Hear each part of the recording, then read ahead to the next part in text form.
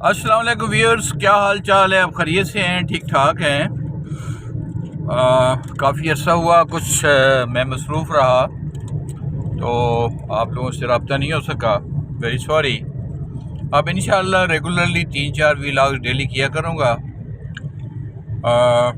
मौजूदा जो इस वक्त फाइनेंशियल इश्यूज़ हैं वो आर्मी चीफ ने इसमें काफ़ी कॉग्निसेंस ली है और अल्लाह पाक उनकी उम्र दराज करे और उन्हें मुल्क पाकिस्तान को बचाने की कोशिश जो कर रहे हैं उसमें अल्लाह पाक उनको अपनी प्रोटेक्शन में रखें। और आजकल की जो मारूजी हालात हैं, जो स्टेप्स उन्होंने लिए हैं फाइनेंशियल बेहतरी के लिए पाकिस्तान में, वो रियली बहुत ज़बरदस्त लिए स्टेप्स और लेने भी चाहिए थे।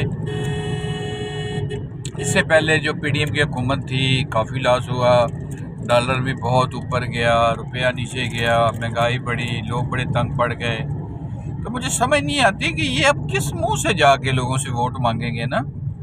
हमारे हुक्मरान पॉलिटिकल लोग जो हैं उनका अलमिया ये है कि जब उनको चांस मिलता है तो फिर वो गलती एक नहीं गलतियां करते रहते हैं और इतनी गलतियां करते हैं कि मुल्क की तबाही हो जाती है।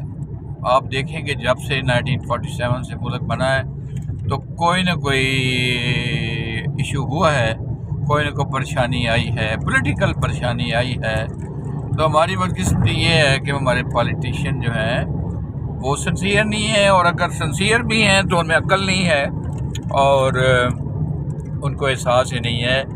और आप देखें कि गुर्बत लेवल बहुत बड़ा है, अनएम्प्लॉयमेंट बड़ी है, जो बच्चे हैं वो बाहर जा रहे हैं, धक्के खा रहे हैं, वो कोई जापान जा रहे हैं, किधर जा रहे हैं, किधर जा रहे हैं। और आप देखें कि वो काफ़ी माशी तौर पे बदहाली है। ठीक है, गवर्नमेंट का ये काम है, 2-3 काम गवर्नमेंट को करनी चाहिए कि एक एजुकेशन, हेल्थ सस्ती करनी चाहिए, माशी तौर पे मुल्क को स्टेबल करना चाहिए, ठीक है ना, बच्चों को जॉब देने चाहिए।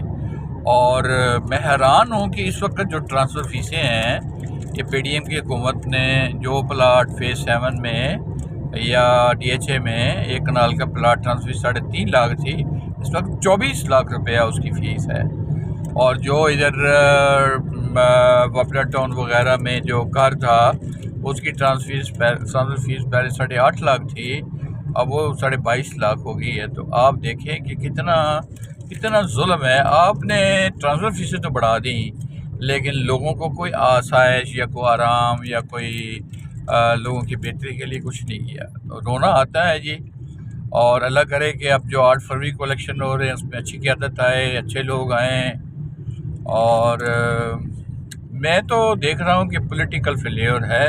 अगर ये वाकई फ़ौज ना होती, जैसे शमशाद साहब फरमाते हैं, जो एक्स सेक्रेटरी खारजा रहे हैं, बहुत पढ़ा लिखा बंदा है, बड़ा समझदार आदमी है, अल्लाह पाक उनको तरक्की दे और उनका साया कायम दायम रखे।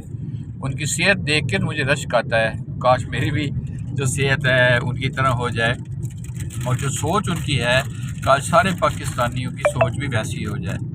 उसमें फ़ौज के जो कुरान हैं एस्टेब्लिशमेंट, उनकी भी सोच अच्छी हो, और जो पॉलिटिकल लोग हैं उनकी भी अच्छी हो, जो बिजनेसमैन हैं उनकी अच्छी हो, जो गवर्नमेंट ऑफिसर्स हैं उनकी अच्छी हो। अब किसी भी गवर्नमेंट डिपार्टमेंट में कोई काम लेके जाएं तो वो बहुत वहाँ काम आपका होता नहीं है।